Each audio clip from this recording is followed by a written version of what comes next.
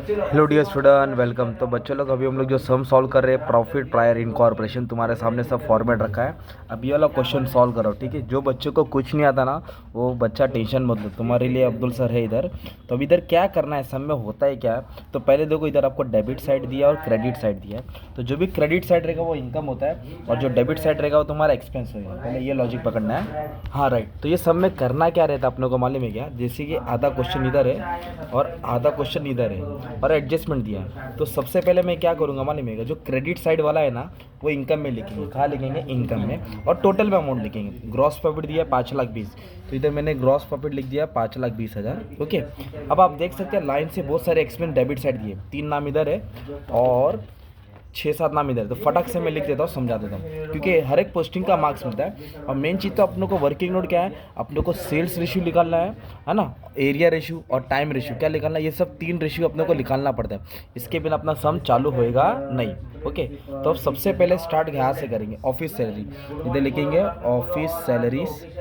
Amount कितना दिया है? 60,000, तो मैंने अमाउंट लिख दिया।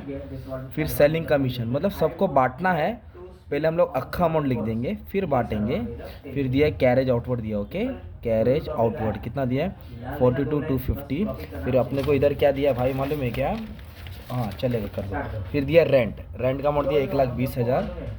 ओके, रेंट का अमाउंट दिया 1,20,000। फिर उसके बाद दिया है डिबेंचर इंटरेस्ट। ओके, इसके पीछे कहानी है, इसको अच्छे से समझा दूंगा।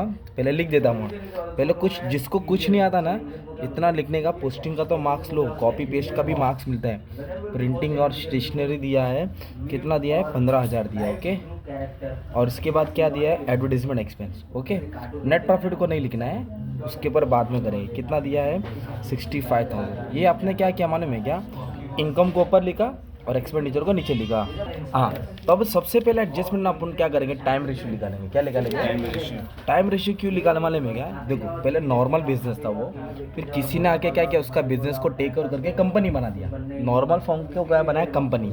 तो पहले इधर देखो, बिजनेस एंड कब हो रहा है? बिजनेस एंड तो एंड हो रहा है मार्च को। एंड कब हो रहा है? तो अगर एंड मार्च को होगा तो चालू अप्रैल को होगा भाई। एंड मार्च को तो चालू कभी कभी ना, इधर मार्च के बदले दिसंबर दिया रहेगा, तो अब यहाँ आप दिसंबर लिखेंगे। क्या लिखेंगे? तो चालू कभी होएगा मतलब में? जैन। तो अभी मार्च है, तो मैंने मार्च लिखा, इधर अप्रैल। अब इधर देखो, इधर बोला है इनकॉर्पोरेटेड। क्या वर्ड है? इनकॉर्पोरेटेड का मतलब होता है रजिस्टर्ड। बिजनेस को उन्होंने रजिस्टर कब किया? बिजनेस को उन्होंने रजिस्टर 1 जुलाई को। कभी रजिस्टर किया? 1 जुलाई 2016। ये दिख रहा है जुलाई, तो इधर ऐसे लाइन मार देंगे 1 जुलाई। ओके। तो आप इधर देखेंगे, इसको प्री लिखेंगे, मतलब प्री इनकॉर्पोरेशन। रजिस्ट्रेशन के पहले, पोस्ट बोले तो रजिस्ट्रेशन के बाद। अब इसको आप काउंट करो ना, 1 2 3, कितना महीना है? 3 महीना। इसको काउंट करो, 1 2 3 4 9 महीना आएगा। कितना आएगा? तो इसको सॉल्व करेगा ना, 1:3 आएगा। कितना आएगा?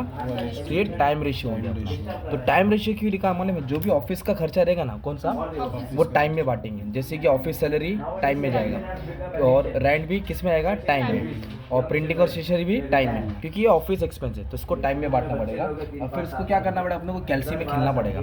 जैसे कि अमाउंट कितना? 60,000 और रेशियो कितना? Time 1:3 time ratio. तो कैसे बांटेंगे? 60,000, एक और 3 कितना होता है? 4। तो 4 से डिवाइड करने का कितना आएगा? 15,000।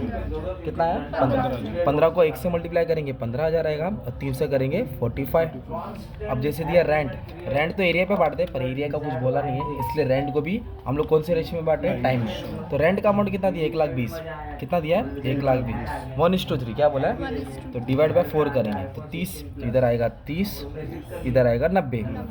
वैसे ही प्रिंटिंग और स्टेशनरी 1:3 ना, तो 15,000 डिवाइड बाय 4, तो इधर आएगा 3750। कितना आया? 3750, और इंटू 4 किया तो मुझे आया 37 इंटू 3 तो आया 11,250।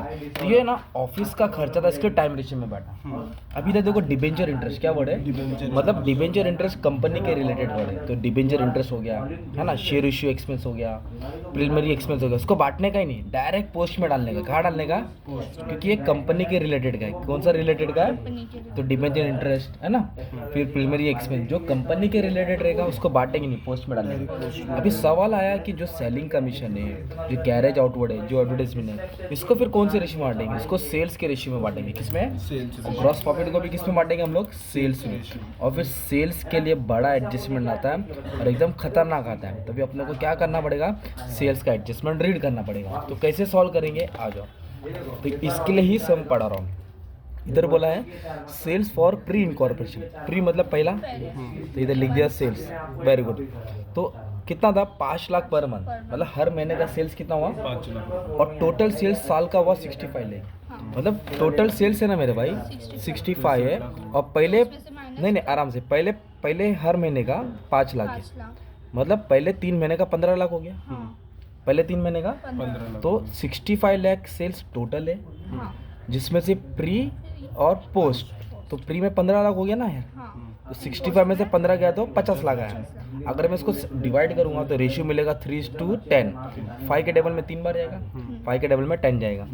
अभी ये हमको लॉजिक भी लगा सकती है कि हम राइट जा रहे हैं कि रॉन्ग जा रहे हैं। एक सिंपल क्वेश्चन बताता हूँ, देखो ये 65,000 है, ये भी 13 के टेबल में जाता है, ये 78 है, ये भी 13 के टेबल में आता है, और उसको जोड़े ये भी 13 नहीं आ रहा है, मतलब हमने राइट किया एक तरफ से, है ना।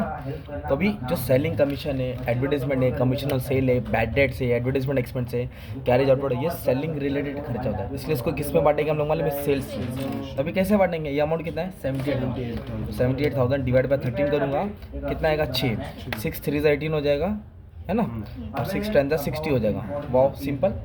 वैसे ग्रॉस प्रॉफिट को भी किस में बांटेंगे, सेल्स में। वैसे ही कैरेज आउटवर्ड को भी किस में बांटेंगे, सेल्स में। एडवर्टाइजमेंट को भी सेल्स में। इस तरह उन्होंने बांट दिया, आप देख सकते हैं ना। तो ये तुम्हारा इनकम मिला भाई। ये ऑफिस सैलरी को कौन सा खाता, ऑफिस का खर्चा था, इसलिए टाइम में बांटा। सेलिंग एक्सपेंस बेचने का खर्चा था सेल्स में, सेल्स रेशियो तो था नहीं, अपन ने दिमाग लगाया ना। जिस तरह आप लोग बांटेंगे, फिर ये टोटल और टोटल को क्या करेंगे, माइनस करके नेट प्रॉफिट आ जाएगा। तो ये हो गया प्री और पोस्ट। क्या हो गया, अभी मैं तुमको एक लिस्ट दे देता हूँ ताकि तुमको आइडिया आएगा कि कौन सा किस में बांटा। जो भी ऑफिस का खर्चा रहेगा, कौन सा, 4 दीवार का खर्चा, वो टाइम में बांटेंगे, और जो बेचने का खर्चा रहेगा वो सेल्स में है, और जो कंपनी के रिलेटेड रहेगा उसको बांटेंगे नहीं, डायरेक्ट पोस्ट में। और जो वेंडर का रहेगा, पहले का रहेगा, कभी का रहेगा, मतलब वेंडर नाम आया तो प्री में डालना, कंपनी आया तो पोस्ट, और ऑफिस का खर्चा रहेगा तो ये नाम याद करना है, ये फॉर्मेट याद कर लेने का ना। तो हम लोगों ने टाइम रेशियो निकाला, सेल्स रेशियो निकाला, ऑफिस का खर्चे को टाइम में बांटा, सेल्स का खर्चे को। इस तरह तुमको सम 15 मार्क का 20 मार्क का एग्जाम आएगा, आपको रेडी रहना है। तो अलग अलग टाइप के सम मैंने सॉल्व कर दिया, खतरनाक वाला, इजी वाला, बस आपको रेडी रहेगा अपना काम प्रैक्टिस करने का था। ठीक है, thank you very much and all the best for exam.